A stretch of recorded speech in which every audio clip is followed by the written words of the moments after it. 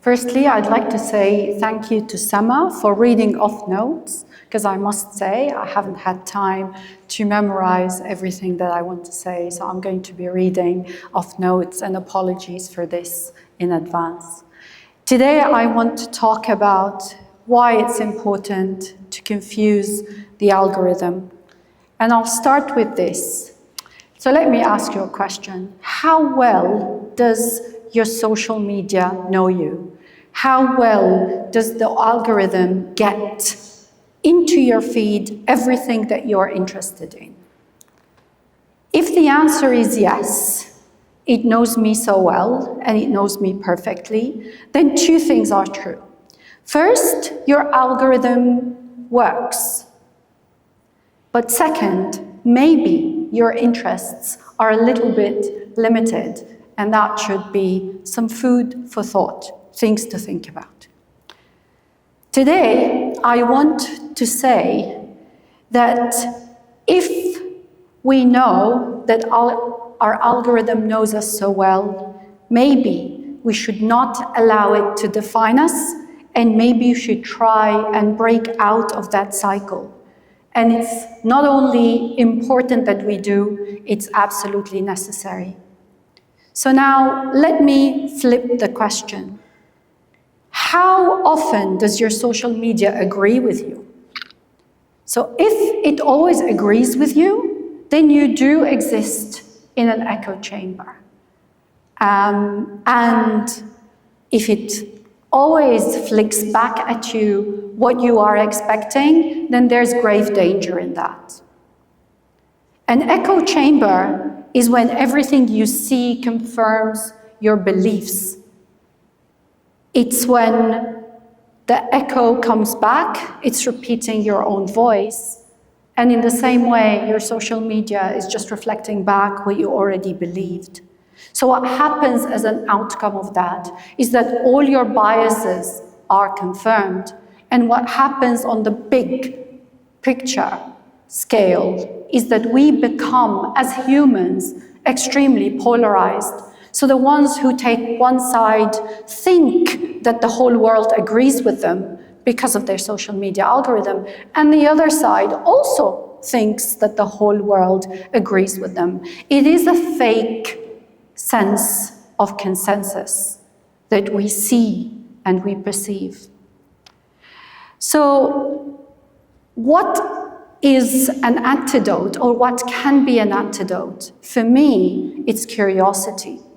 Curiosity is what keeps you intrigued, what keeps you thinking about things that you may not know enough about, or things that may not fall naturally into your comfort zone. So, as Bashair said, you're in that trap box of the familiar, that trap box of the comfort zone. And the second thing is, consider the power of polymathism. Now, the word does not exist, I coined it, but a polymath exists. And these are people who know with a fair amount of depth about a lot of things. So try and seek polymathism, interdisciplinarity, and whatever you want to call it. Don't limit yourself to one area of knowledge. This is just a whimsical slide because I believe that so much of the criticism that Philip spoke about comes from people who think they're experts, who think they know it all, who think they have all the knowledge in the world about something, and no one else can come up with anything that goes against it. I really like the organizational chart, and I'm just leaving it for you to look at. So for me, in order to confuse the algorithm, try and be a polymath. Try and aspire to be more than one thing. Try and wear as many hats as you can. Don't worry that you will be just like fellow multi-potentialites. You will be in that bracket of, I'm really not good at anything and I don't have a true calling. That's so not true. There may be not a true or one true calling for every person. So think about that.